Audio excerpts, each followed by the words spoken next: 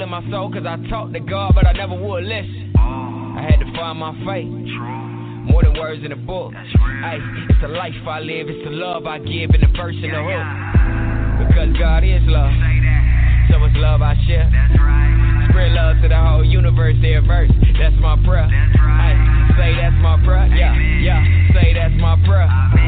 Spread love to the whole universe, their verse. That's my prayer.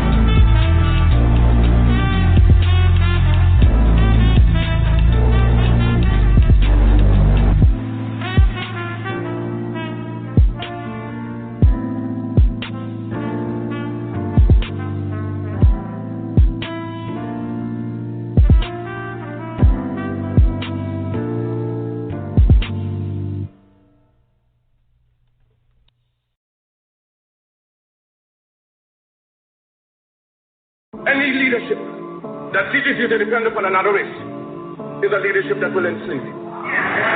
Any leadership that teaches you to depend upon another race is a leadership that will enslave you. They gave leadership to our foreparents, and that leadership made them slaves.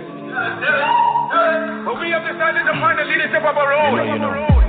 Not your average nigga, I'm a god out the hood. They can't downplay me, I came up, I'm elevated. I ain't gotta say too much for them to know I'm coming for what's mine. You know they see me in my presence, say they see how I'm coming. Young, but you not just gonna finesse me like you did my peoples. Them back when you said they was emancipated. This ain't that. Your head too big, you feeling yourself. The game wasn't fair, you had the advantage, we wasn't educated. I don't look at you people the same. Your worst nightmare, my skin tone about them change. Not no circus lion, son, I can't be tamed.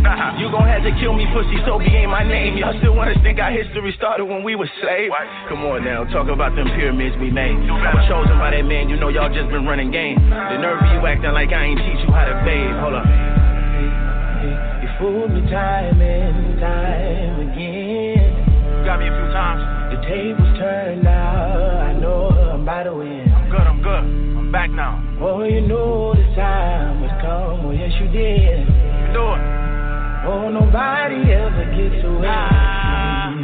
This ain't back in the day, like you know. Granny used to see you act like she done seen a ghost. No, we not buddies, this just business, I just need a quote. I'm good on that. They can't run the game and call the shots when we the ghosts. I know killers and drug dealers, they all with us, hit me up like, look, I ain't perfect, I just won't walk with your sway. Flushed the brick down the toilet after we talked with them. Didn't nobody want them, we took them cause we saw God in them. I know you prayed for me, home from the tree, and you cried. Wasn't for nothing.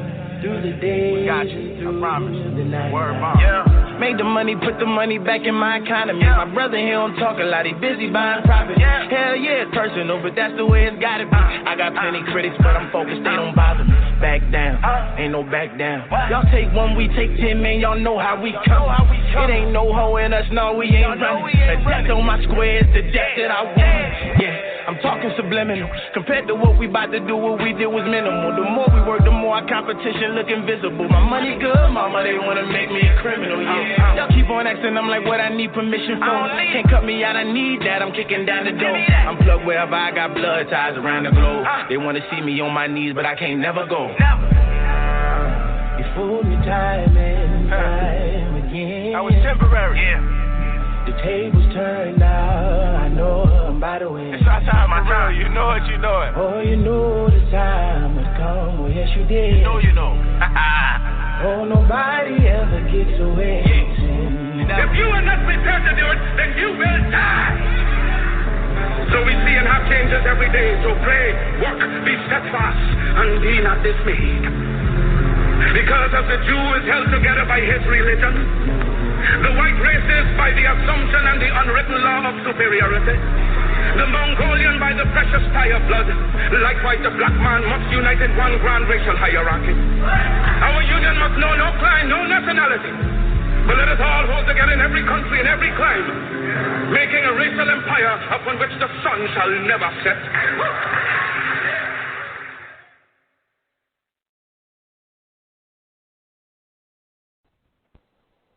What's good, fam? This is Jobs, and you are tuned into My Skin is My Sin on Blog Talk Radio. From goons to gods, we welcome everyone. We only have one rule, and that's be respectful.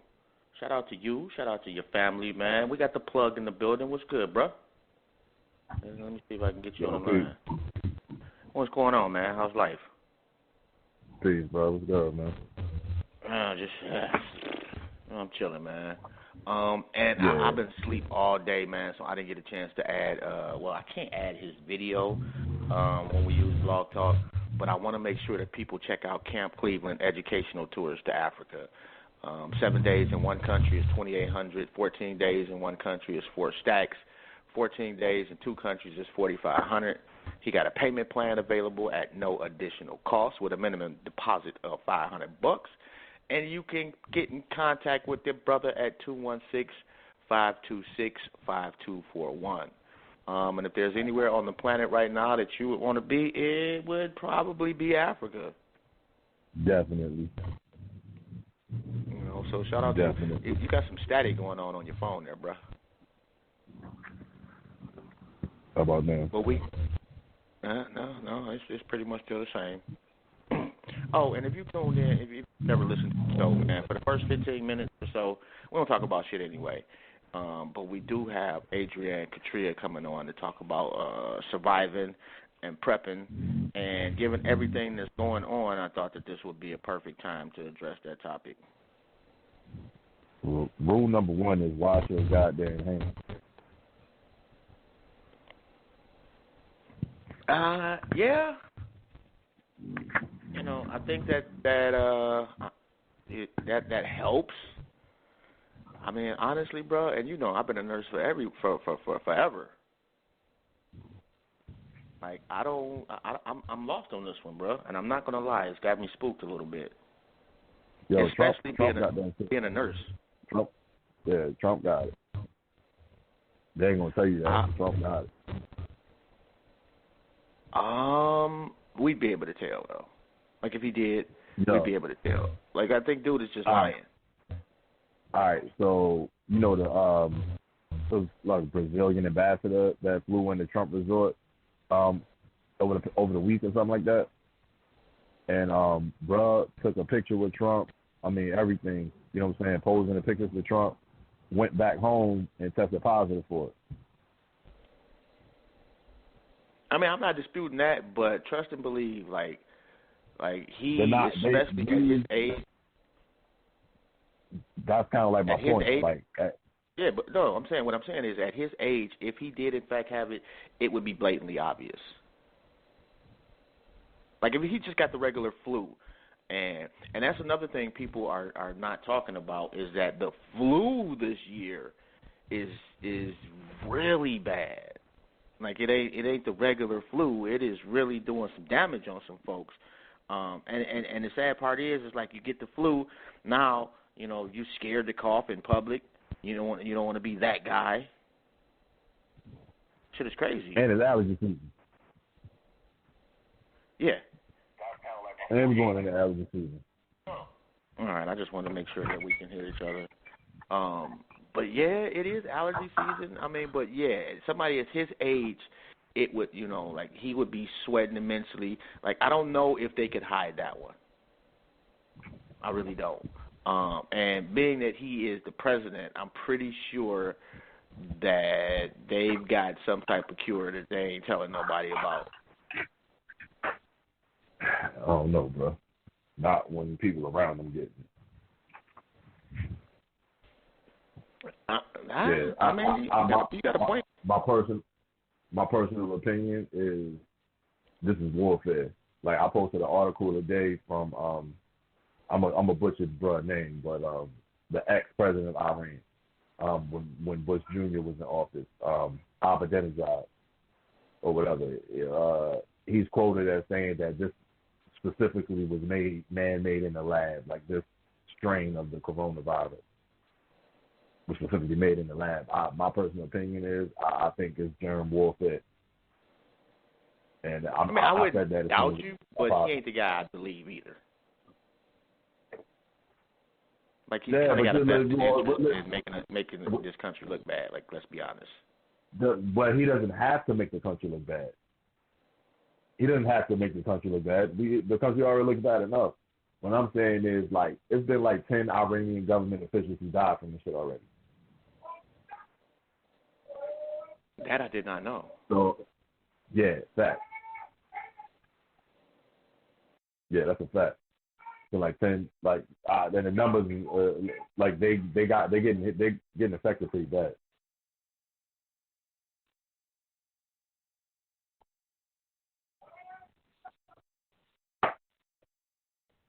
My bad. I was trying to listen to it, make sure that we both can, coming out clear. Still working on the whole blog talk shit. And Adrienne, the number is 347-855-8692, and you press 1 to get on air. So whenever you're ready, Queen, go ahead and give us a call. But yeah, I know a couple of people. Matter of fact, there was a rapper, Stretch Money, out of Detroit, and he was saying last year in December he got the flu, or what he was told was the flu. And he was like he had never had the flu like that before.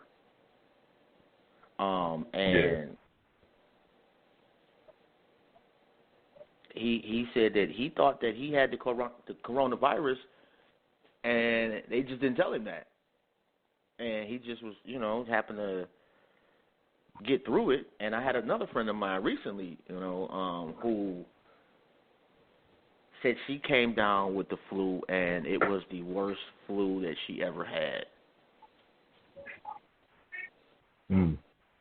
Yeah. And hold on one second, man. We got Adrienne Catreia on the line right now. Let's get the Queen in.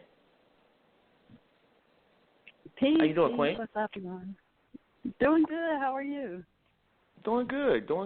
Am I pronouncing your name correctly? Adrienne? And yeah, Catreia, yeah. Oh, okay. Because I have a tendency to butcher folks' names, so I'm sorry. How you doing, though, Queen? I'm doing all right. You know what? Honestly, odd enough, like we've been on this for a minute, prepping, gathering stuff. So for us, this is just like typical day right now. I won't say it's typical because you can sense how people are feeling right now. It's definitely in the air. But otherwise, I'm trying to not read too many articles of what's going on out there, not trying to listen to too many hypotheses and too many opinions because it just gets to be overwhelming. That's true. Yeah, like today I had to take a coronavirus break. I really did. Right, and I work in healthcare, and we are tragically underprepared for this.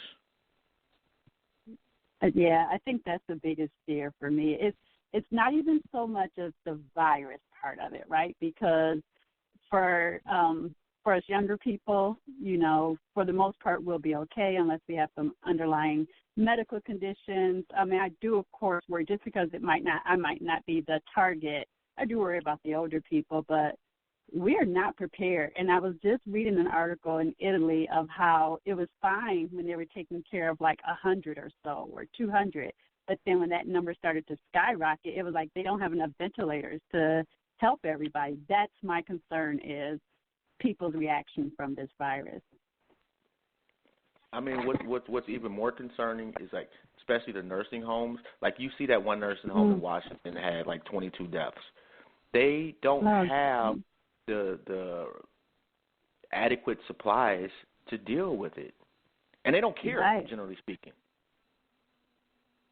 Yeah, like they'll tell you, you know what, if you're coughing or whatnot, just come to work. Put a mask on. Yeah, that's how they treat you guys, huh? Yeah. Or treat the nurses and yeah. It's sad, and then the sad part about it is like Trump was on TV. He didn't give us anything for the frontline soldiers, so to speak. Like, come on, like if I got to stay home for 2 weeks, then I should be compensated for that, because you know what's going to end up happening? I can't afford to stay off for 2 weeks. I'm going to go to work, and it's going to make the shit worse. Yeah, that's how we're going to see the economy. When that virus is all said and done, and let's say we quarantine for the 2 weeks, I'm thinking it realistically should probably be longer than that, because if what is the incubation stage again? 2 to 14 days. Right. So, I mean, 14 days, I don't know, maybe 3 weeks to be on the safe side. But let's say after everything, numbers start to decrease with people getting it or testing positive for it. But then what? Your economy by that time, like, most people, we can't afford a missing paycheck, you know. So, and then businesses have to shut down for a while to get back to where they can sell. Well, who are you going to sell to if people don't have money because they couldn't go to work? The economy collapsed, like, got to think about that part. Yeah, what he really needs to be doing is a stimulus package for the people. You know, put us all on a 2-week hiatus. Shut this motherfucker down for a couple of weeks.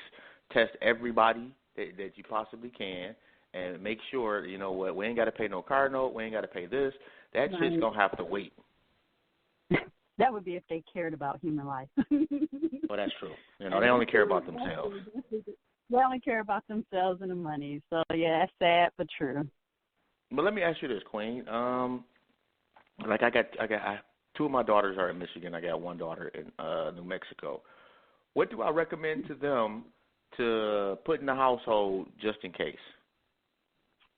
Just in case. So, just your everyday. The first thing I would always recommend, and we created a list actually that's available. We looked at a couple of different lists. We pared it down. We have a list that's for one person for 1 month. If you are a family of 4, you would just want to, you know, do 4 times that amount. But basically, your medicines are your most important things, like medicine and water.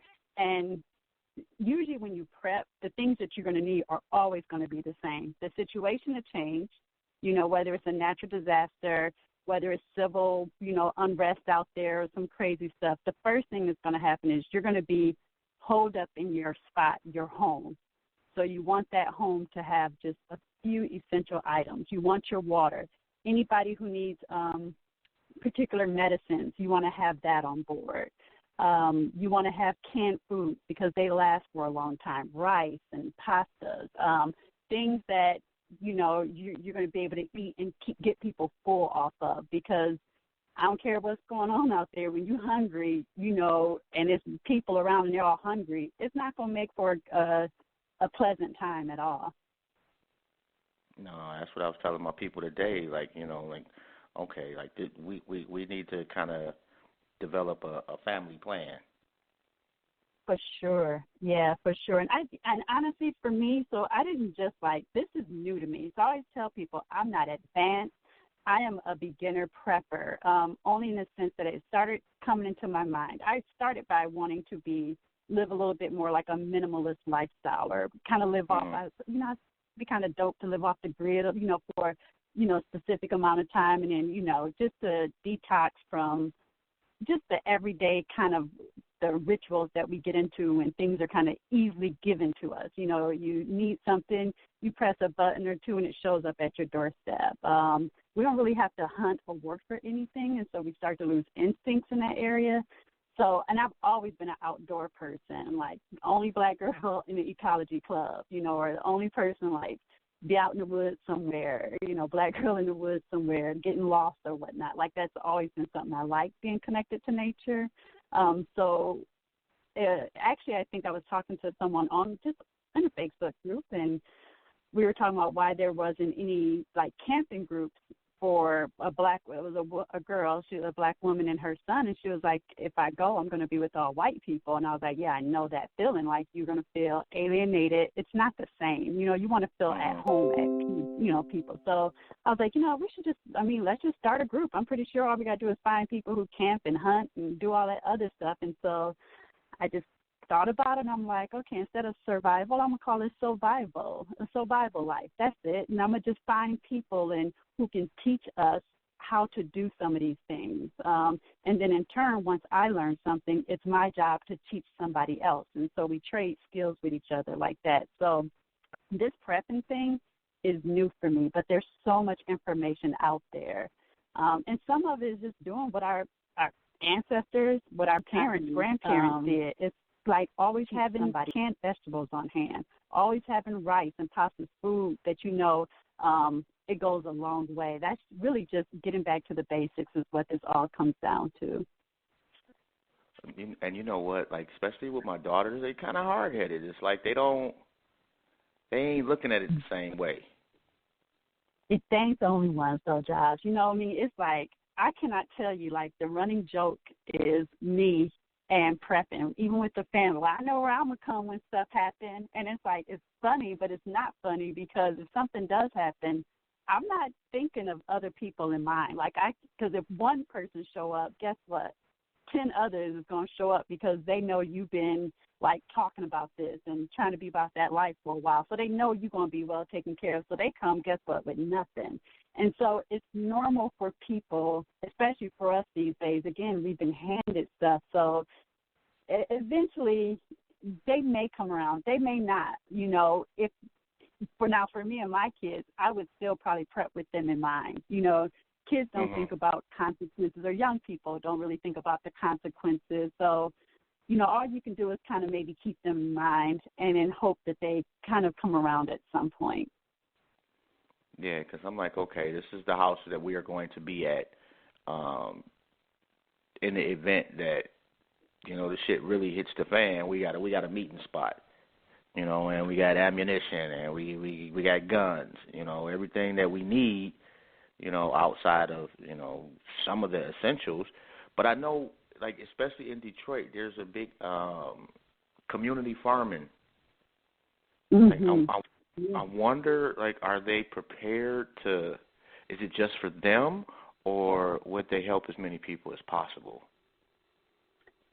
I'm going to venture just because I feel like I put one, you know, I don't know all the farmers that's in Detroit. I really just also, again, myself started kind of getting into the farm in Detroit. I go and volunteer down at D-Town Farms. And I would say they're the mindset. They're very, very pro-African, pro-Black, pro-like help the people, like self-sufficiency. So everything they do is with community in mind. So I would think that they would take that into account, but whether they would have enough to help everybody, that's like a whole nother question, you know, probably not. But if they are, what they do there is they give for the people. They do everything for the people. So, and then you got to think we're in Michigan, right? So, like, if you don't have a greenhouse or you don't have anything to grow through these longer seasons, we kind of screwed a little bit out here. You know, maybe we don't have some of those other, like, hurricanes and earthquakes and things like that, flooding, but we have the extreme cold, and that's a whole nother thing to have to survive in, the cold. You know what, though? I've been telling people for years, when the shit hits the fan, you want to be near the Great Lakes. Like, Detroit is an optimal place to be. That's true. That's true. I mean, because water is going to be one of the most valuable. Clean water, drinkable water is going to be so necessary. So it's always kind of like the trade-off when you think about where you live at. Like, okay, maybe you can make it through these cold, harsh winters in Michigan, knowing that you're surrounded by so many beautiful, huge lakes, the Great Lakes, you know. So yeah, but then, you know, you think about you're down south and you got those long growing seasons, you know, so you can produce probably 2 to 3 times as much. I mean, you could still kind of accommodate here if you set up like a hoop house or a greenhouse in Michigan, but you got to weigh all those things. And at the end of the day, I feel like you'll go crazy if you overthink this too much. And I am an overthinker. I am too. I am too. Like, sometimes I'm just like, okay, if I can't just stop at, I always got to do the most. It's like, we always laugh because if we going camping, you know, you're supposed to just, you know, got your tent, you got, you know, whatever you're going to sleep on, some food, a cooler, you got your drinks, you know, you ain't forgetting the drinks if you're going camping. But I'll be like, why is my Highlander packed and I can't even see out the back with so much stuff? Like, because I'm going to bring this just in case somebody wants this, or I'm going to bring that I'm a just in case person. So yeah, that's my downfall there. Actually, I don't know if that's a downfall, especially at this point. It might be an asset. Because I watch all the posts that you put in there, and I learned some shit. I may not even comment on everything, but I'm definitely learning some shit. Listen, that I was just talking with the core team. So we have a leadership team that's composed of Lottie Spady, there's Ant, there's Tim he's not in the Detroit area. So we have like a pretty decent, solid crew. We have Urban, and it's just like the way that the group has become is crazy. It's almost like it was destined to be. Like from just thinking of the idea, okay, I'm just going to start a Facebook group. Okay, now I got to find people. How do I find people? So I would actively go to white groups, and then I would scroll. The minute I saw a black person, bam, I'm about to inbox them, you know. Oh, I kind of scope them out first on their profile, see what they talk too crazy. I'm like, nah, I don't want that. And so Urban Ranger, him and I, it was like a couple of, I think it was 2017 or 18. 2018 is when we started. And we would set up these events on Facebook. Nobody would show up. So we'd be out there filtering, drinking dirty water, like, okay, this is fun. Let's do the next event. We go hike somewhere, do knot tying. Go hike somewhere, we start different ways to start a fire. Which way worked the best? Which way do you like? And here's some different. So we did a lot of stuff. It would just be me and him. And then eventually other people came into the group, and it was just like, okay, now we got an herbalist. You know, Earthy Detroit, she goes by, just has such a wealth and a love of and a passion for what she does and using what's around you, what's growing right beneath your feet, you know, right around your house. So these are the things that work to heal you or to keep you healthy. And so then it would be us three planning. And then we went to a prepper expo. Of course, we was the only black folks out there. And then we met our crew from Cleveland out there. He came through. And then from that, we just tightened up. And the people in that group, they are so, like, I feel like if this really is the stuff hitting the fan right now, if this is it, which I don't even, I'm not feeling like it's it right now. I think we'll be okay. We'll be a little hurt, you know, but we'll be okay. But if this is it, those are the people that I want to rock with. Like, those are the people where I feel like if we had to go off and make our way and set up camp somewhere and start a community, those are the people I would roll with any day of the week, any day of the week. So you say you guys were filtrating water. How do you do that? So, let's see. So first we tested a couple of different ways. We had the one way where we just took and we had like a coffee filter because you can get out kind of like the big particles of dirt and everything. And then we had sand and little rock or charcoal and sand, and then you have your little rocks and then kind of bigger gravel or rocks, and then you just pour the water in. We pour it in maybe one or two times and filter out, then boil the water. We did it that way. Then I had a life straw that I had just brought, and someone else had a Sawyer water filtration device. So basically a device where once you put the water in, it filters out like 99% of the bacteria that's found in water, like cryptosporidium and all that other bad stuff. And we just was like, okay, you know, we could do it. We would be okay. Like if you can't get, like I'm at right now, there's no water on the shelves. I was at Kroger's yesterday, and I think the water is gone. So what are you going to do if you can't, you know, if you don't have water? You got to have that. So if you can't get to water, you're going to have to learn how to filter water. And there's various ways that you can treat your water so that it's drinkable.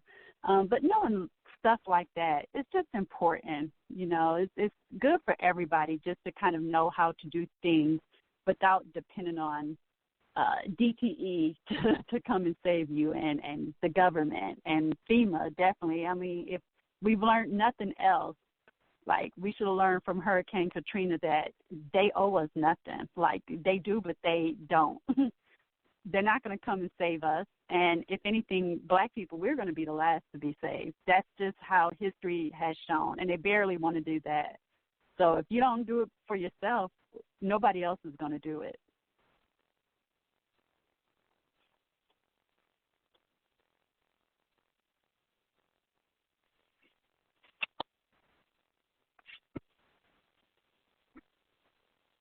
Hello?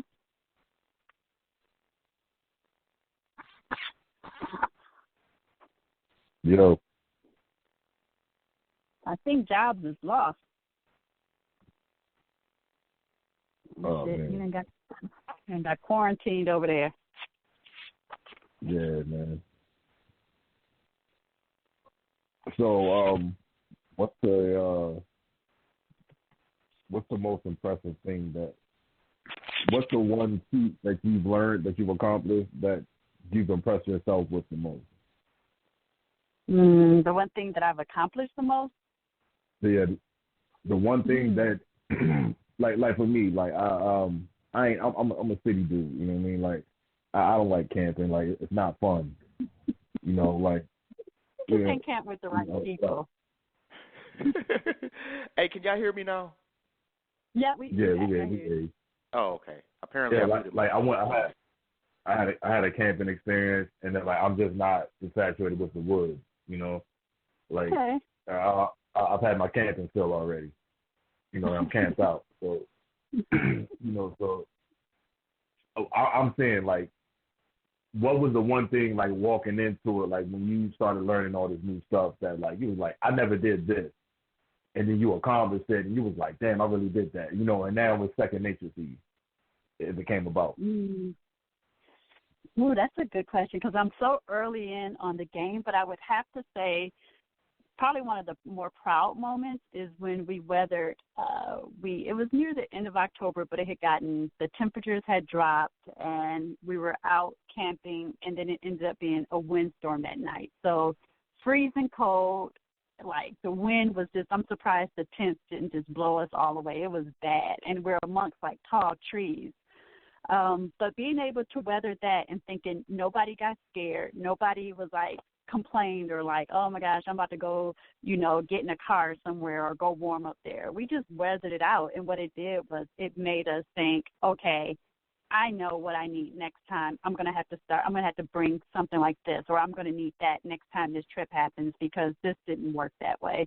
For me, I felt accomplished because I like having those moments where you're really tested, because if it's just we have our fun camping, like we have the music, all the food you could think of, the drinks, and that's all fun, but it's like sometimes you need to have that reality check too. I would say that's probably one of my more proud moments. And then, to be honest, so I've joined Black Bottom Gun Club out here, and just started, like, I've never been a fan of, I can get excited with the whole idea of, like, firearms and shooting and everything. Like, I love bow and arrow to me, but the firearm is like a necessity more for me. I hear people light up when they talk about the different guns and what, that's just, that's not me yet. But I'm proud because I would get anxiety. The very first time I ever went to a gun range, it was some dude I met. Probably should have never just went to a gun range with some dude I had just met. But met some dude, his friend to the gun range, and I just remember like a white dude in front of us was like, "Damn, it's a lot of brothers in here." I'm looking at them like, y'all didn't hear what he just said. Like, they didn't either they ignored it or they didn't hear it. And I'm like, okay, I'm at a place where I don't even know if these dudes would have my back. Like, that was strike number one. So went in. The one I was with, he didn't know how to shoot worth a damn. And so I was like, okay. The other one was a lot more skilled. Yeah, so like he showed, but it's like I shot the gun once and I put it down. I was like, oh, okay, that was interesting.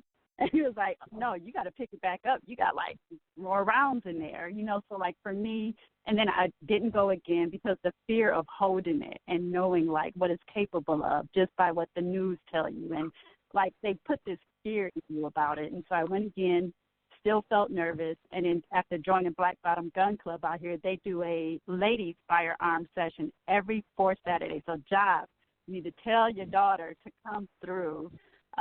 They have instruction there. The people that's there, they do very, very good instruction. And I'm actually kind of upset. You used the worst picture of my shot there, my little practice, whatever. I'm like, I'm sorry, my bad. I thought it was a dope picture. I hit a couple in the body, but the rest of them was all off to the.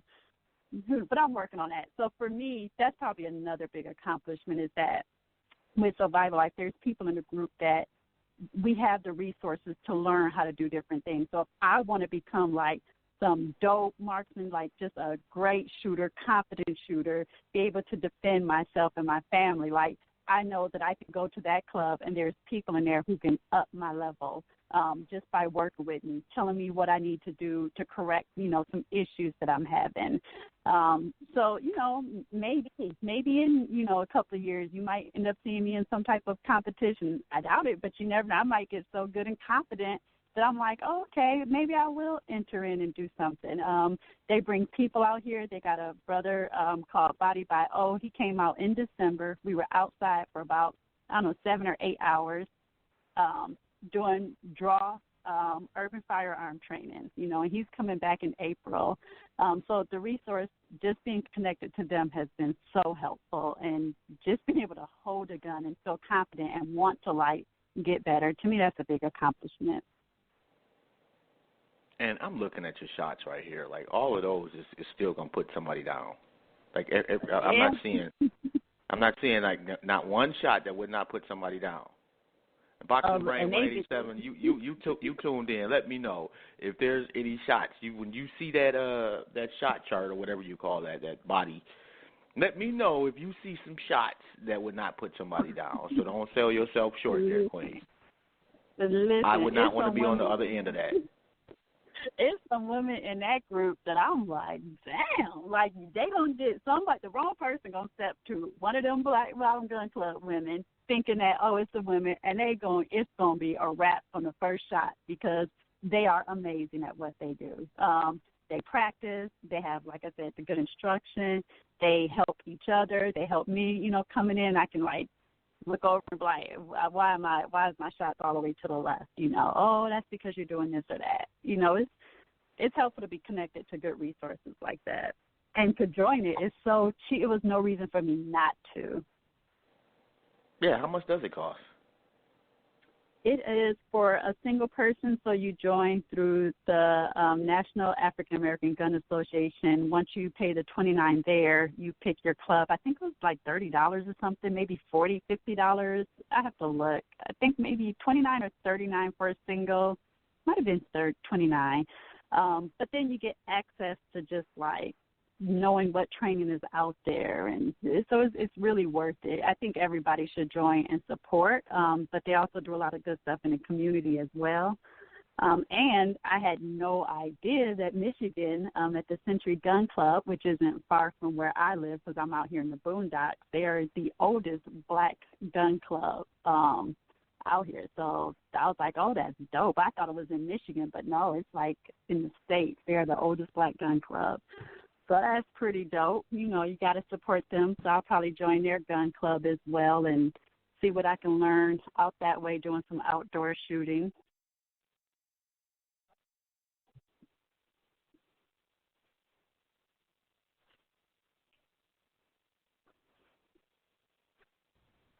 My bad. So do you need your own gun? You said, do you need? Do you have to have have your own weapon, or do they have weapons that you can use and practice with? Oh, gotcha. No, so you can go and rent a gun. You can go in and fill a couple and pick the one. I've been stuck on the same gun for I found one and I'm like, ooh, I kind of like this.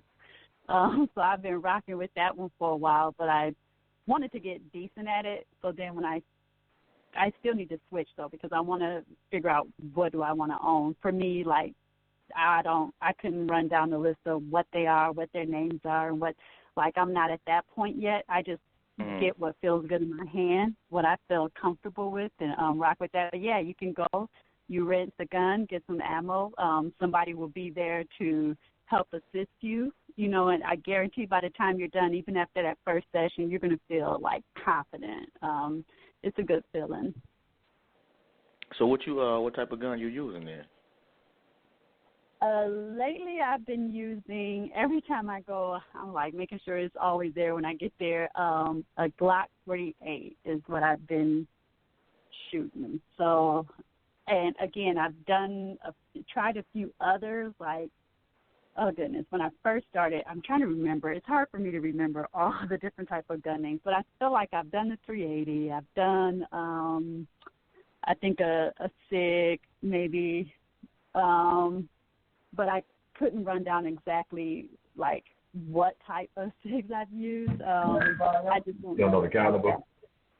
Yeah, I don't know the caliber at all. Like, I just would look at it and be like, I'll pick it up, and if I'm like, oh, you know, and that's my next thing is to get more knowledgeable. Like, for me, I'm like, the biggest thing is to have it in my hand and not feel like I'm about to, like, my knees gonna buckle. It don't be that bad. You robbing hood. You robbing in the hood. Hey, look, I want to be good about there. She deadly with the bow and arrow too. That's what I'm talking about. I'm hoping. Yeah, Robin Hood.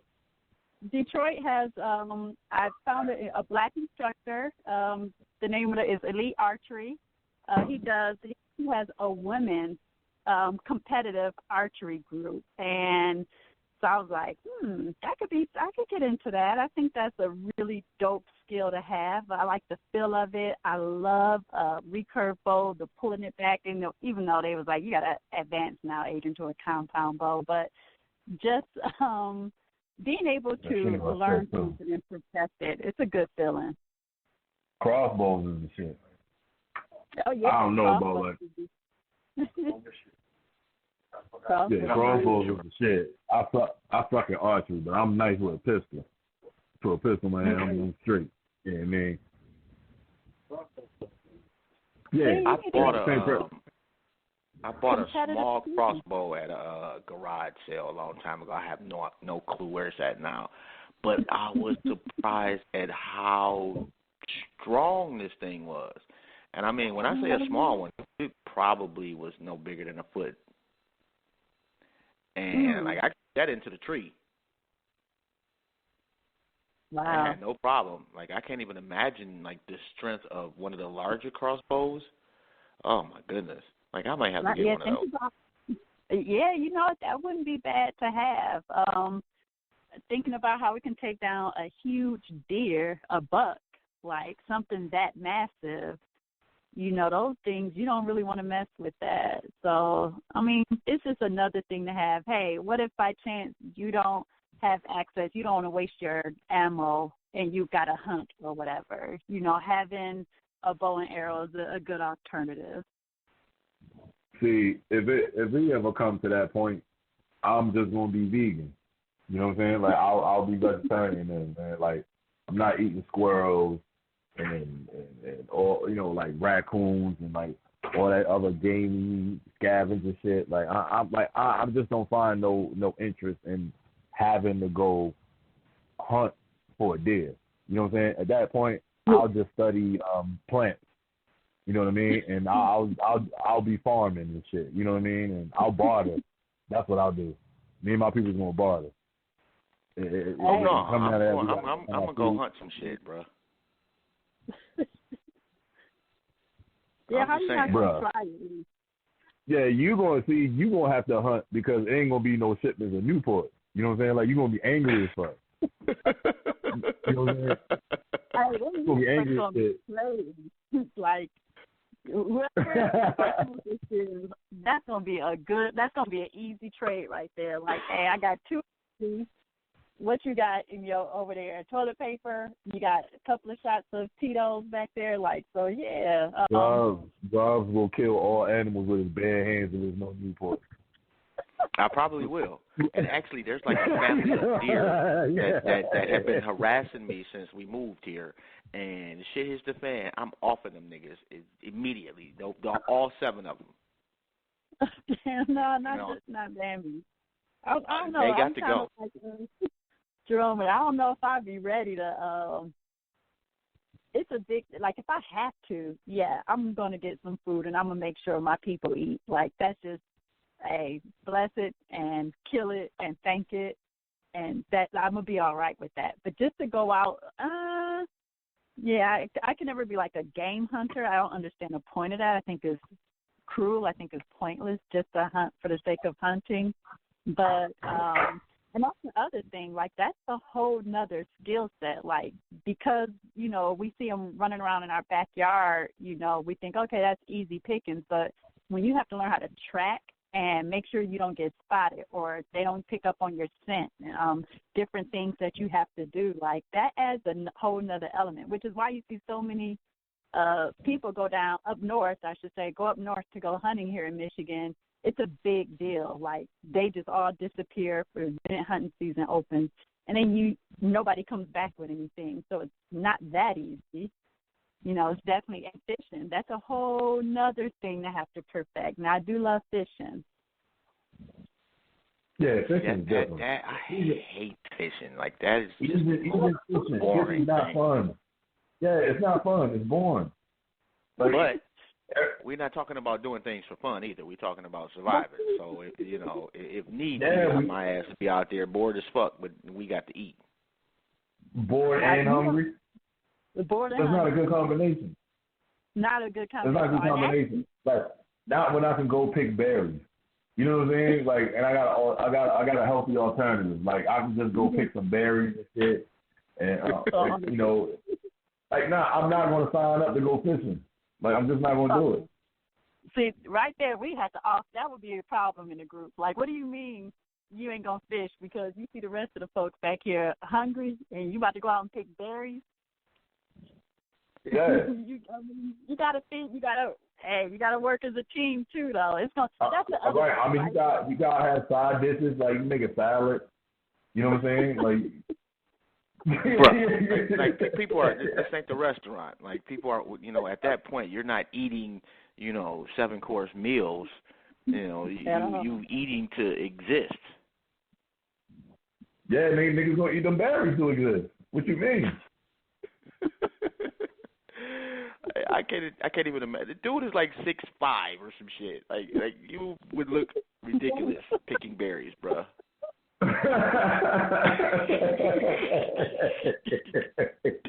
They would put your ass out the group. Like, man, you too fucking big to be picking some fucking berries. Go kill something. That was to a wrestle bears, nigga. Like, what do you mean? Like there's no wrestle a bear.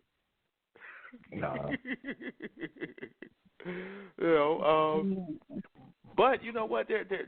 Actually, you make a good point though, because there's a lot of people, especially our vegan brothers and sisters, who that would be right up their alley. Right. Yeah. Yeah. And from my experience, like the vegans that I know are more into survival and prepping than the average person. I'm not sure why that is. Maybe it's just the ones that I know. But they tend to be like. I went over to my boy's house one time, and dude had like a 50-gallon drum of fresh water in his living room. And at the time, I'm like, this nigga is nuts. Now I'm like, I understand it. Right. And and what I'm hoping is that this whole situation, I keep saying it's a practice run, right? So out of right now we're all in this together. There are the people who's going to up their prepper, who's already we're on board. This is like every day, okay, we're going to keep doing what we've been doing. Then you have the people who weren't quite convinced, but it's like, oh, shoot, I ain't going to be caught out here with my pants down again. So I'm going to start slowly but surely getting into the prep world. And then you're just going to still have those people who don't prepare at all. It's like even right now, it's people that's like, y'all crazy. Y'all out here running scared and stuff. And it's like because of some virus that's made. I'm like, whatever theory that you come up with, the fact remains is that things are getting scarce. When things get scarce, people get crazy. They react different. And we make 2 or 3 weeks, fine, 4 weeks. But then when you start talking longer than that, and somebody who's got to feed I would do anything to make sure my kids eat. You know what I'm saying? And so everybody is going to be a target if you're not careful. But I do agree. For some reason, it does seem like there is a certain persona to prepper, survivalist type of people. And I do feel like vegans somehow I don't know why, but they are more likely to be involved in a group like Survival Life. They're more likely to participate. If I even pitch the idea, oh yeah, I'm really into that. I don't know if it's because a lot of them typically are growing or heavy into going to gardens where people are growing organic foods. They're growers themselves, and so people who are growers are very self-sufficient minded. Very self-reliant type of people, so maybe it's just a natural thing to, like, join a group like that, but, yeah, it does seem to kind of go hand in hand. Yeah, and you would think that, you know, like they would probably survive a little bit longer. Yeah, you know what, I think as long as the only thing you have to be careful of, I mean, after a while, berries and leaves, and, I mean, you can eat pretty well off. Not to say you have to have meat, but you're going to have to, like, have some beans and, like, legume, things that's going to, like, also give you that fuel, things that's also going to give you calories and because now you're going to need more calories because imagine waking up and you got to go.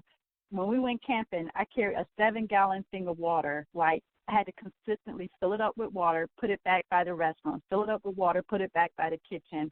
And I'm like, that whole saying, you know the way to water when you have to carry it or whatever that saying is, that is the truest thing. Like, you don't want to miss a drop of it because it's back-breaking labor, you know. You got to be, and one day, y'all had a show one day, and I think they was clowning you, Giles. You was like, they just let me die. I ain't running. I'm not doing nothing. I'm just letting me die. And he was like, everybody just be like, you ain't going to just get out there and die? He was like, nah, really, I'm not fighting. I'm not doing. And then they was getting on you like, well, you got to be, you know, if you ain't in shape. You do have to have some type of physicality, right? But if you really think about it, not everybody, people have different ailments.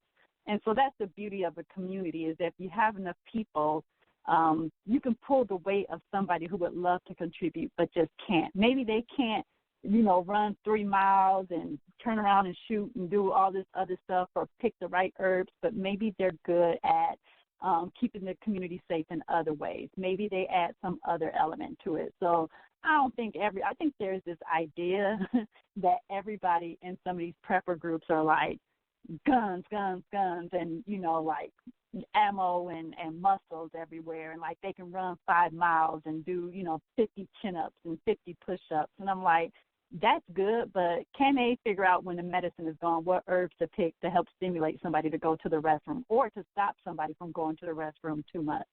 You know, do they know how to stop a different type of rashes or whatever? Or like, you need a community that's going to be a diverse group of people. If you got a group that all they have is guns and ammo, like that whole mindset is, well, I got my gun, so I'm not worried. I'm like, well, guess what? He got his gun too. Are you sure you're a better shot than that person over there? Because you don't know if that person over there been practicing, been drilling him. I look at some of these black gun groups on Facebook, and there's one brother in mine. I would just sit and watch him. He draws look like 30 minutes a day trying to get his time better.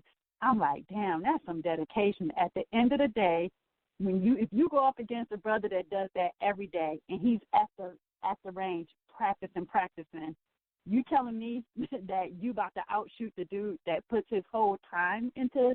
You're not. Chances are, unless you just get lucky. But who wants to rely on luck? Like, it don't. So, like, the whole idea that, like, some of these groups is like very gun heavy without some of the other aspects of it. Like, you can't be you can't even have a group full of I don't know, like a paramedic or whatever, or people who are doctors. Like, if it's just doctors, that's not a good group either. You have to make sure it's diverse and that there's somebody that brings something to the table. Yeah, because you know what? You may not be able to shoot a gun, but you may be an engineer, and you're definitely going to need those skills if we want to rebuild some shit. Exactly. A nurse, you know, like everybody can play some part of the role. Now, what role it always gets me when somebody's like, well, I can cook. I'm like, well, damn, who the hell can't cook? It's rice. We ain't got nothing left over. Like, you know, we don't need it. I mean, it's nice, but if that's the only thing you bring, and that's problematic because I can get the medic, the gun shooter, whoever, they can cook too. So then what? But I think as long as you pull your weight in the group, you're not a troublemaker, you'll be, most people will be fine. Like, as long as you do something. But we ain't going to just be letting folks out here just die like that, though. We ain't going to let you do that job.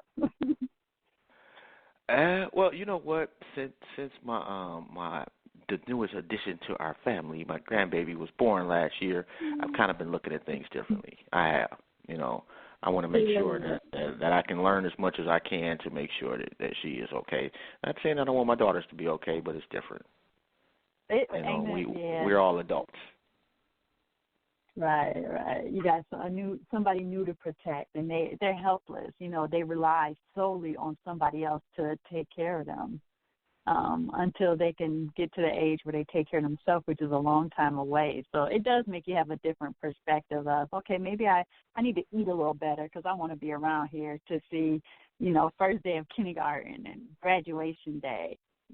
So, it's important to still take care of yourself, like just small things. It could be, they say walking is one of the best things a person can do. It don't have to be Suck and Rambo workouts, it could be just simple, everyday things.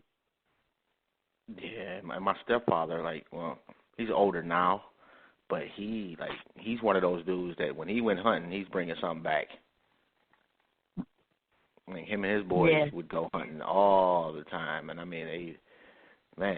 talking about guns, they got guns. But it's discipline with it and knowing how to effectively hunt. Without expending as much energy. You want to save as much energy as you can. Right. True that. And I don't think we're not going to go the whole 2 hours tonight, y'all. Just letting y'all know we're going to shut it down just a little early. I want to make sure that I can transfer this file, because if we go too long, it won't let me transfer the file sometime. And I want to make sure that people get this information. And I truly just want to say thank you for enlightening us. I appreciate it. I tell people it doesn't have to be like, I see why a lot of people don't like to be getting into the prepping lifestyle. Let's be honest. It's a lot of nutcases or people that just take it too far. They got the worst case scenario. What I'm saying, like somebody's coming in your house and shoot. I mean, not to say that wouldn't happen, but to me, like in the group, what I like about the group is that we can have fun, we can laugh and learn at the same time. It doesn't have to be scary, It should be enjoyable. It should feel good. It should feel right. So anybody is welcome to come in and join. They can join in the camp trips. Like I said, we can point you to resources. We got some people that's doing hand defense. We got a couple of people that's really getting into martial arts training for defense. So they can always refer you to the best place to go.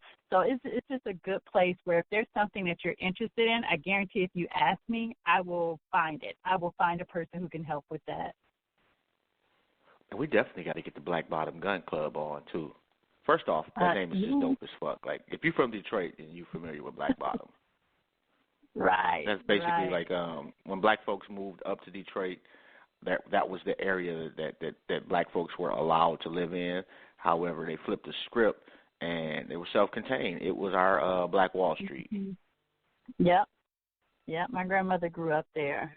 She always talks about it, but yeah, it is a dope name. I go to work. Listen, I rock my black bottom shirt at work. I was waiting for them to ask. I saw them looking, but they didn't want to ask. They saw the fist, the black fist, and the two guns crossed. I was like, yeah, they ain't going to say nothing. They ain't going to say nothing. You know what? It's crazy. I was sitting up here thinking that my generation may be the last generation to see black folks when every lawn had green grass and when your neighbors would whoop your ass, like I don't think that's ever going to come back, and I think that my generation is the last, and I will say that my generation completely dropped the ball for black folks, and I'll say this all the time, like we had it, our parents set it up sweet for us, and I think that to an extent our parents dropped the ball a little bit because that was, probably the first generation of black folks that felt that had more economic freedom than before. Yeah. And they spoiled us. As opposed to, you know, they wanted to make shit easier, what you're supposed to do as a parent, but I think a lot of times they made it too easy. Yeah. And we allowed crack to just kill our neighborhoods. I was just about to say that. Like, allowed it, they let it infiltrate into our neighborhoods, and that took out a big number. That the effects just still to this day on the grandbabies of those, like, it's hard to just get out of that. You know, it's hard to just, like, cut yourself, sever, you know, that whole tie to the crack in the neighborhood. And then, like you said, then you had the people who started to do well for themselves, and it was like, oh, I'm going to move out, spoil my kids, give them anything they want. And that created, like, a whole nother, I say, disillusion of, like, what black life was or what black life could be. That was easy, and that, oh, now that you're out of there, like, some of the things that affect people in the hood don't happen to you. So I do think our generation, it's just, I worry. You know, I always tell the kids, at some days I'm just like, okay, you know, my son is 15, my daughter's 18, in about 15 years, I'm like, nothing, no sooner, 15 years, I can be a grandmother. I can't wait. I'm going to get an RV, put my grandbabies in the RV, have them all summer. That is my, you understand, that is my dream so hard. It's just like to get an RV anyway and just like road dog it. Like go home move down south somewhere. I'm just going to move where I can get land. Wherever I can get land, I move there. But spend a lot of time just traveling. And I always tell my granddaughter, like, I'm going to get my grandbaby. That's going to be my baby. Like, you can get her back when, you know, I'm done, but I'm going to have, and then I'll be like, some days I'm like, y'all, I will pay you money. Do not have kids. And this is so morbid probably sounding, but I don't want to have to worry about another set of my, you know, my pool, my kids, like my offspring. I don't want to have to worry about them. I'm like, when I go, then I know it's only 2 more left to go, and then I won't have nothing else to worry about. But then I'm like, well, you're going to be going anyway, Adrienne. What does it matter? I just don't want to see it. It's going to be rough for these younger ones. I feel bad for them. I feel bad for my daughter's generation, you know. So I can only imagine when she has kids, there's no way this world can spin and get better. You know, not to say it's all bad, but it's scary. I mean, but you know what? I also look at it this way. Like, black folks made it through slavery. Yes, right. You know, if we could make it through that, we can make it through anything. And we really got to do a much better job of passing on the information. There's too many of us hoarding shit. Yeah, right. Yep, not working. Too Americanized. Yeah, big time. You know, big time. That's what's killing us. You know, we got a lot of angry people, which, you know, I understand the anger, but we angry at each other.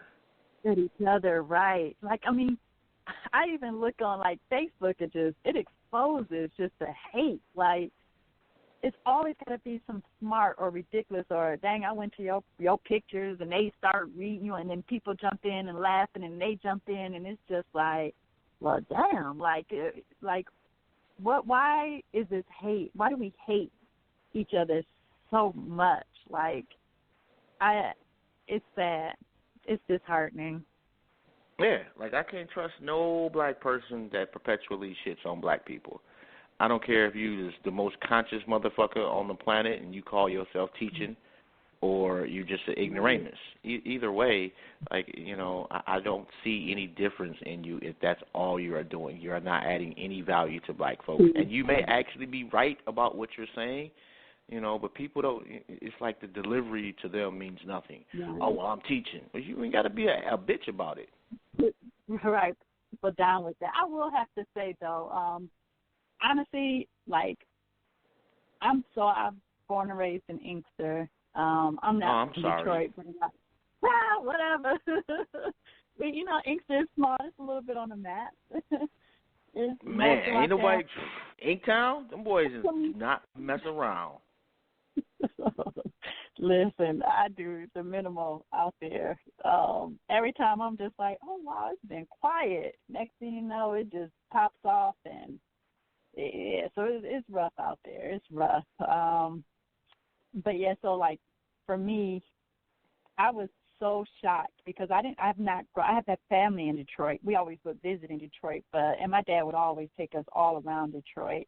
But as far as like other than partying out there, I didn't realize there's such a conscious community in Detroit. There are some people that like instantly I met them one day and like are very close with them. Like they're just loving, they're open up their, what do you need? Or like, oh, it's good to see. It's almost like you don't feel strangers with a lot of the people that I've been meeting and talking to out there. And it's I was shocked to see so many Black people into the outdoors. I didn't realize I'm actually part of a coalition called Black to the Land Coalition, and it's a group of Black and people of color, brown people. We are all getting together. We're planning some camping events, some kayaking events. We got a lot of things that's going to be jumping off for the people who like to be outdoors in nature. So definitely want to head over and follow Black to the Land Coalition. It's a dope group of people. So what we just joining our super forces together to unite. Just to bring that knowledge to people, to bring that access, knowing that, like you deserve to be outside and enjoy the hiking and the kayaking and, nothing to be afraid of. We go in big numbers. We have fun. So it's as much as, you see people tear each other down, Detroit, I have to say, has a very loving and conscious community. It's so many dope people. I wouldn't even be able to name them all. Yeah, I just joined the group too, Black to the Land Coalition. I had no clue about that one. And They got a fan page too, so go ahead and hit that like on the fan page too. Man, that's beautiful right there. I don't know where that picture is, but that's dope. It's up north. I think if you're looking at it where it's a lot of lots and kids and beautiful brown skin. That's up north. They do a dark sky retreat. So go up camping up at the UPenn. They go to Tacoma Falls, Mackinac, Sleeping Bear Dunes area, pretty much Pictured Rock. So that's an event that I'm really looking forward to doing. If not this summer, I'm probably going to look at a nice extended, because up in Michigan, it is so beautiful. It's almost like waterfalls. You wouldn't even think it belonged in Michigan. It's gorgeous. So, yeah, and those are some power. The people in that group, like, it's dope. It's really dope. I have never been to the UP. And the sad part is I would argue that probably 90% of the people in Detroit never been to the UP. I'd probably agree with you. I'd agree with you. And then don't forget, you got Idlewild. A lot of people haven't been up to Idlewild. And Idlewild, Michigan is a historic Black resort. My grandmother when I was little, she'd always talk about Idlewild. And so I finally, when I met the kid's father, we didn't go to Idlewild, but right outside of Idlewild was another highly Black population. And him and I will go up there for a week. I mean, you're talking about like shacks and, some homes don't even have electricity, but we go up there and fish and everything. But Idlewild is definitely a place that is right now we're trying to get it revived. We're trying to have more events up there just to bring the life back to it. When integration, when they stopped segregation, it really destroyed a lot of the things that Black people had built and had put so much time and effort to, because Black people were like, oh, well, now I can go to wherever I want. I don't need to go to Idlewild anymore. And it really did destroy things in a way. Yeah, in a way, it destroyed a lot of shit. Wait a minute, did they make the movie out of that? That was with the Andre, Outcast movie? Yeah, but I don't think it had nothing to do with Idlewild. I don't know because there's other Idlewilds out there, towns called Idlewilds, but I don't think it had anything. It's been so long since I've seen it. I don't think it had anything to do with truly Idlewild, Michigan. Maybe some parts of it, but I remember looking at it and thinking, I don't get it. Like, why are they calling this Idlewild? It has been so long. Maybe I'll have to watch it again to see. But there is a Idlewild movie with Andre in there. I'm going to have to go up there and check that out. And we do got a caller I want to take too, man. I want to get to 6103 if y'all cool with that. Cool. 6103, what's good, fam? Yeah, what's up, man? Thanks for taking my call. Oh, no doubt. How you doing, bro? I know you guys have a lot going on. I got a Yeah, your phone is really breaking up there.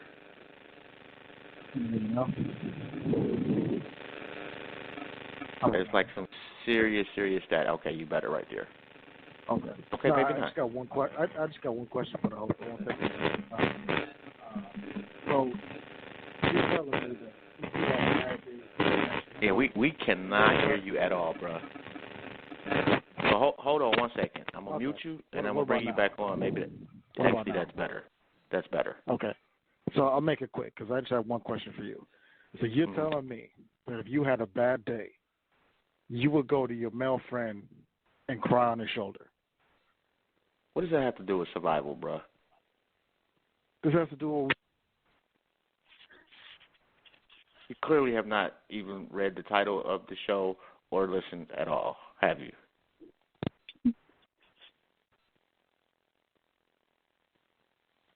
Well, I appreciate you calling out, man. Have a good one.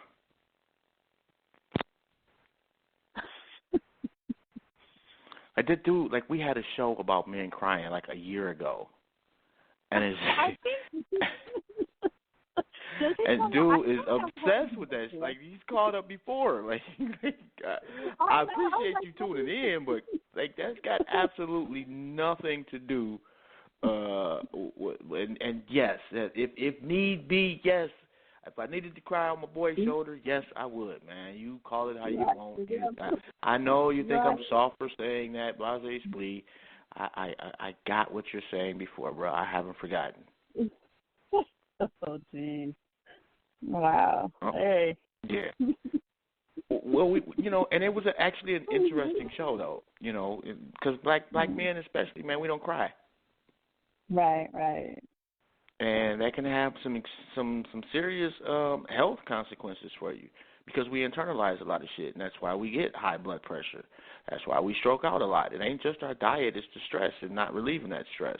And if crying makes you relieve that stress, you might want to look into it.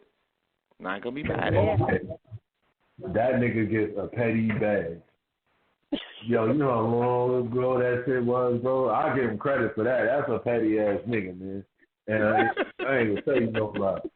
So petty as shit. All right, so one more question. Okay, so, well, first off, why is everybody buying toilet paper? Is that a rational thing? I'm trying to figure that. Honestly, for the life of me, I've been trying to rationalize. Now, I did read on somebody's post. Again, it's just a person talking. So my first thought was, why did that go even before water? And why are people is it something that I don't know? Because, I mean, it's a luxury, to be honest. And it's still food on the shelves. So somebody said something about the process for making toilet paper. Some of the materials or whatever is from China, and the fact that China's the area that's hit harder. There's this fear that if you don't get as much of it as you can, by the time things start going, getting manufactured again, that's going to be one of the things that, I don't know, takes a lot longer to get back on the shelves. But then I'm thinking everything is in China, so wouldn't that be like almost everything that we need to have on hand? I don't get it. So can you wipe your ass and get the coronavirus? Well, that's a good question. That's actually a good question, and for some reason you got like an echo. But actually, that's a good question. Like, if it, I'm curious. Is that a way that it can be transferred by properties in a product? Yo, look, I watched the Simpsons prediction of the coronavirus today on YouTube, and it was literally the shit transferred. It was literally like two Asian dudes in a factory. One of them was sick. The nigga coughed in a box for like a juicer that everybody was ordering. It happened to be Homer's juicer. Homer gets the shit, opens it, and immediately gets sick. And it was happening like that all across the town, man. Like, that's literally why. Like, that shit is crazy. It's a real. That is scary. And I did actually just read, I don't know what source, it was a reliable source, and it was saying how long the virus can, like, actually stay in the air I think it was like 24 hours, maybe. So that, yeah, 48 hours. Then it was how long did you stay on cardboard? So like you saying about them sneezing into the box, it doesn't, like, it stays there for like 3 days or 2 days on metal and steel. There was like different tests that they had ran to see how long it could stay active. And I'm like, whoa, shoot, that's scary. And the thing is, everybody keeps saying, wash your hands, wash your hands. Okay, but think about on your everyday routine, how often you would have to wash your hands when you touch stuff and you don't even think about it. You know what I'm saying? Like, every single thing, you don't even think about it. I've been washing my shit on an hour.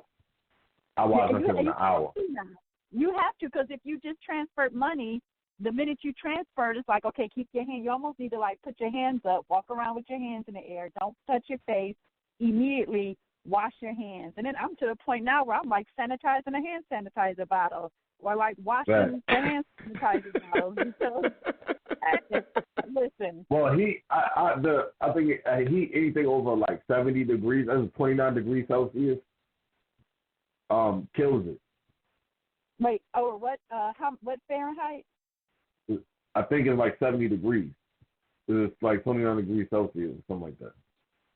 I mean, if that's the case, it wouldn't be everywhere across the planet, though, because there are places now that are just hot. Well, you see where it's not at.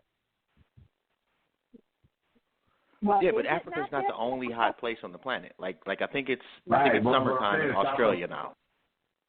South America ain't. Yo, I'm trying to tell you, man. What I say about the Earth, man. The Earth has this mythical way of taking care of itself. Like, what do you think? Like, what do you think the justice? Like, what if we lived in the Ice Age? You know what I'm saying? At one point in time, there was a point in time where Earth was covered, not the entire Earth, but portions of the Earth was covered in sheets of ice that cover continents. You know what I'm saying? Like, the Earth cures itself. The Earth is living and breathing itself. You know what I'm saying? The Earth is not mankind. That's a whole different ball game. Yeah, but what mankind is like, dwelling on Earth is what I'm saying. Mankind is dwelling on Earth. So, like, whatever, like, you can't control it if a hole just opens up in the fucking ground. You know what I mean? Like, it sucks your house in. Like, you fucked. You done. Like, it does what it wants. I ain't so sure about it. Not surviving in a certain temperature though. I ain't so sure about that one. I read it. I'll post the article. But yeah, it says, I think it's 29 degrees Celsius, and then that turns out to be like 70 degrees or some shit like that. Well, you know, that's interesting because I was just saying how, like, okay, I know this is different from the flu. I get it, but typically right around springtime, like summertime, you don't hear people still carrying flus and flus and everything. Like, so I was absolutely. Yeah, worst case scenario, this thing will start to, I mean, the South is already starting to heat up in weather. So maybe we'll start to see decreases naturally in the next couple of, and don't forget, you know, they already got that virus. They just waiting for the right time. Oh, not the virus, the vaccine. They're just waiting for the right moment. People get desperate enough. You know, I hate to be the conspiracy theory, but life is just fiction right now to me. So it's hard to tell what's true and what's false. That's a scary part. You gotta think about the side effects that's gonna come from the vaccine too. You know it's gonna be that. Yeah. Right, because of course, and they haven't really tested it, like, or tested on. Well, they probably have tested on people, but it takes a long time to figure out side effects. Yeah, that's a decade process, at least. Right. You know, and it may not be quote unquote side effects. There may be intentional effects that they aren't telling us about. It's gonna be sterilizing these. I would not doubt it. Right. You know, it's going to be interesting. And then, you know, when they make these drugs, they don't make them for black people. They don't make them for white women. They make drugs for white men. Mm-hmm. And then they figure out, you know, if it works for other ethnicities or, you know, for women. Yeah. You know, but, yeah, when they make it, it ain't going to be for us. We just have to get in where we fit in. you know. But I think we are going to wrap it up. I gotta go upstairs and hang with my family. I gotta go get my alcohol. I truly, truly appreciate your time, your energy, and your wisdom, Queen. And you already know you always welcome on the show. And we got to bring your people with you next time.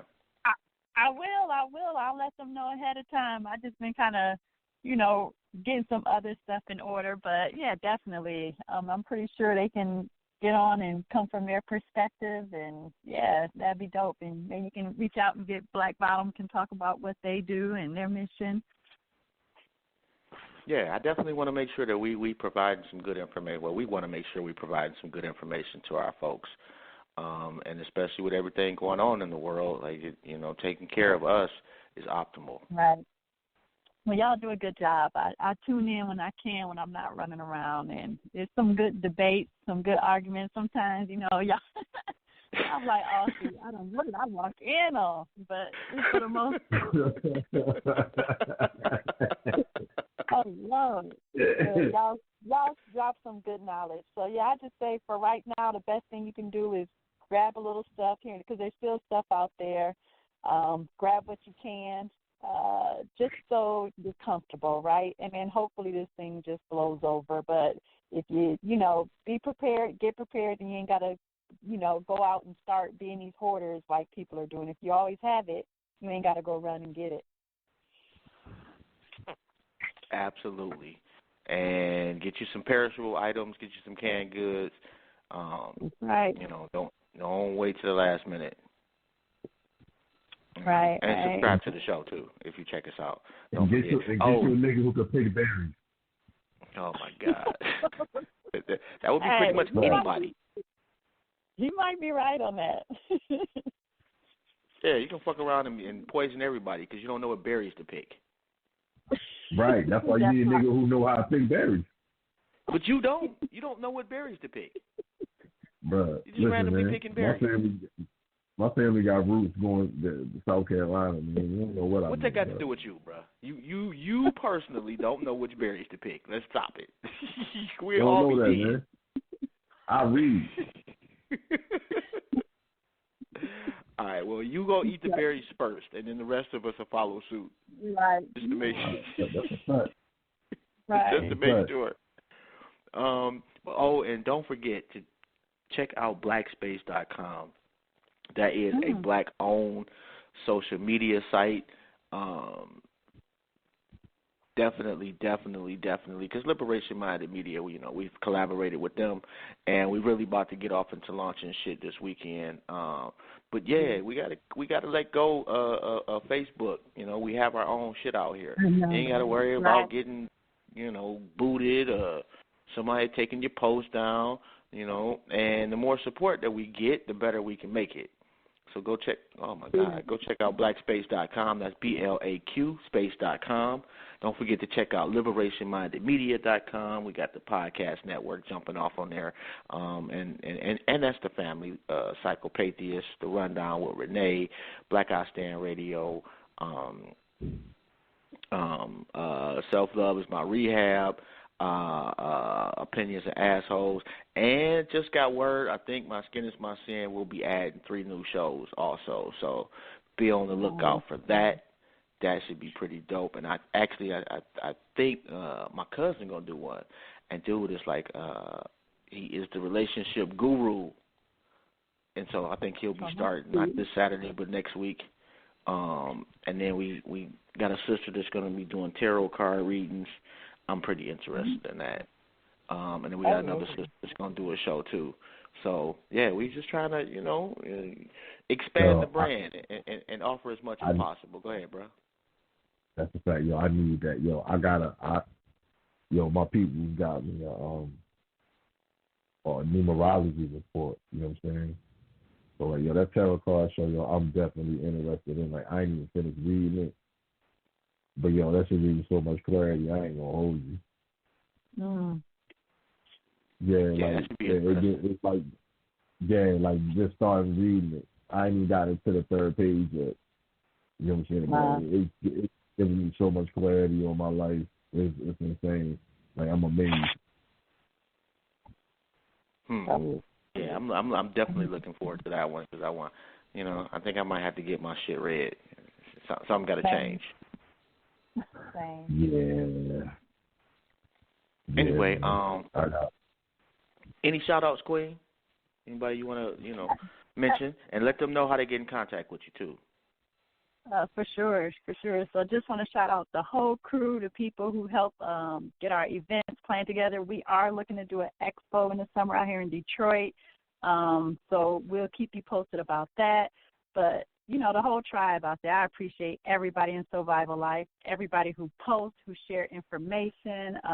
It's just dope. I can't. I'm just amazed at the knowledge that we have. But if anybody is interested in getting in touch with Survival Life, attending our events, the camping, whatever it may be, you can hit me up at soulvivallife@gmail.com. That's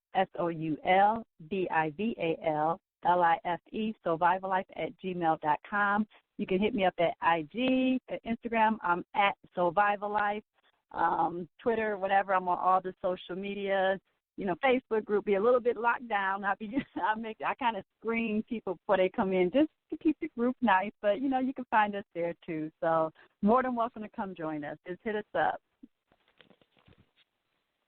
And thank you again for your time and energy. It has been an honor. Hey, and hit us up when you get ready to do your event too. We want to, my skin is my sin. Want to be involved in that. Okay, for sure. We'll do. I certainly will. We ain't picking no damn berries, though. No. I'm just trying to picture him rolling up on a spot, like 6 foot, whatever he is, and they be like, okay, we got everybody be like all happy, and it's like, wait, you just picking berries? Like, that's what you bring to the table? Right. He galloping through the forest and shit, picking berries. I'll probably be the most athletic nigga there too. Like,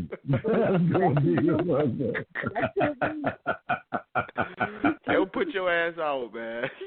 This is what you got. Picking berries and shit. All right, bro. What's your shout outs, man? Shout out to Adrian for coming on, man. This show was dope. Shout out everybody tuning in. Tomorrow we got the water cooler popping. Follow me on IG @driverforperfection_43. And hey man, shout out Team Melvin, man. We expanding, we growing daily. I appreciate the motivation. You know what I'm saying? We gonna make this a real movement out here, man. Y'all laughing and said, but y'all gonna want a team. Listen, bro, I'm trying to tell you. man. I'm trying to tell you. Team Melvin's coming, man. Shout out Team Melvin, man. We'll holler at us tomorrow, man. Peace.